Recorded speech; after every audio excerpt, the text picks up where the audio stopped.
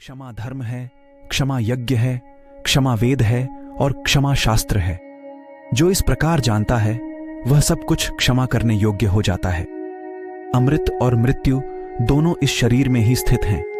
मनुष्य मोह से मृत्यु को और सत्य से अमृत को प्राप्त होता है। अपनी प्रभुता के लिए चाहे जितने उपाय किए जाएं, परंतु परिश्रम के बिना संसार में सब फीका है। जो मनुष्य नाश होने वाले सब प्राणियों में समभाव से रहने वाले अविनाशी परमेश्वर को देखता है, वही सत्य को देखता है।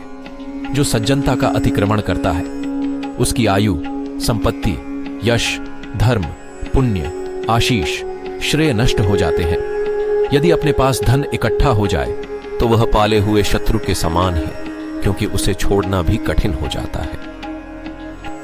ज्ञान रूप, जानने योग्य और ज्ञान से प्राप्त होने वाला परमात्मा सबके हृदय में विराजमान है। जिसे सत्य पर विश्वास होता है और जो अपने संकल्प पर दृढ़ होता है, उसका सदैव कल्याण होता रहता है।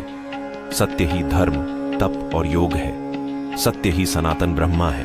सत्य को ही परम यज्ञ कहा गया है तथा सब कुछ सत्य पर ही टिका है। जिस परिवार व राष्ट्र में स्त्रियों का सम्मान नहीं होता, वह पतन व विनाश के गर्त में लीन हो जाता है। अभीष्ट फल की प्राप्ति हो या ना हो, विद्वान पुरुष उसके लिए शोक नहीं करता। लोभी मनुष्य किसी कार्य के दोषों को नहीं समझता। वह लोभ और मोह से प्रवृत्त हो जाता है।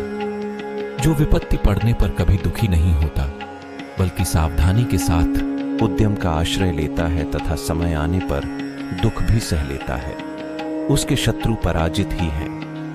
क्रोध इंसान का सबसे बड़ा शत्रु होता है।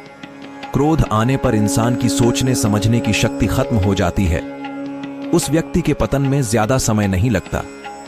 मन शरीर का हिस्सा है। सुख दुख का एहसास करना आत्मा का नहीं, शरीर का काम है। मान अपमान लाभ, हानि खुश होना दुखी होना, सब मन की शरारत है। जहां सब लोग नेता बनने के इच्छुक हों, जहां सब सम्मान चाहते हों और पंडित बनते हों, जहां सभी महत्वाकांक्षी हों, वह समुदाय पतित और नष्ट हुए बिना नहीं रह सकता। मन अशांत है और उसे नियंत्रित करना कठिन है, लेकिन अभ्यास से इसे वश में किया जा सकता है।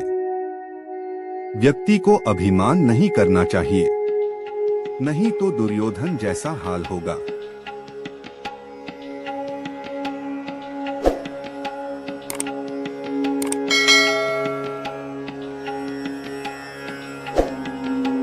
अशांत को सुख कैसे हो सकता है? सुखी रहने के लिए शांति बहुत जरूरी है। अपनी दृष्टि सरल रखो, कुटिल नहीं। सत्य बोलो, असत्य नहीं। दूरदर्शी बनो, अल्पदर्शी नहीं। परम तत्व को देखने का प्रयास करो, क्षुद्र वस्तुओं को नहीं। लज्जा नारी का अमूल्य रत्न है। व्यक्ति जो चाहे बन सकता है, यदि वह विश्वास के साथ इच्छित वस्तु पर लगातार चिंतन करे।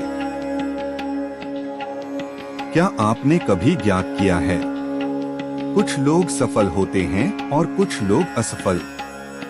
सफल व्यक्ति जिस कार्य का चयन करते हैं, उन्हें वह कार्य करने में बड़ा आनंद आता, इसलिए वह अपने कार्य में सफलता मिलती।